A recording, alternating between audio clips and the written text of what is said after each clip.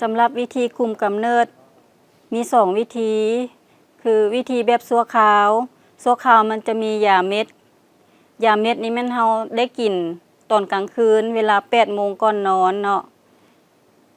มียาคุมชนิดซักสำหรับยาซักนี่แม่นเฮาซักเข็มหนึ่งจะคุมได้3 เดือนยาคุมกำเนิดแบบฉุกเฉินนี่แม่นใช้กรณีที่ว่าเฮาร่วมเพศแล้วมันจะมี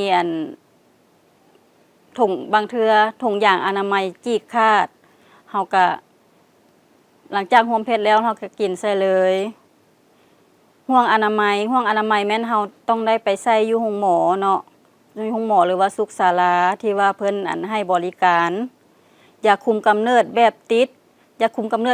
นี่เพิ่นจะติดแผ่นหนึ่งติดได้7 วัน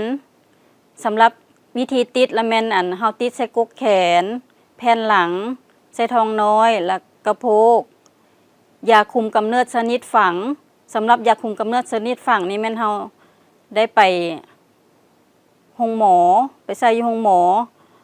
เพิ่นจะใส่ให้อยู่บนต้นแขนเนาะต้นแขนละด้านในสำหรับเฮาใส่เทื่อนึงมันจะมี2แบบนึงหั่นใส่ได้3 ปีแบบนึงมันจะมี2 โทใส่ได้5 ปีวิธีที่2คุมกำเนิดที่2แม่นวิธีคุมกำเนิดแบบถาวรแม่นเฮ็ดหมันหญิงหมันชายเจ้า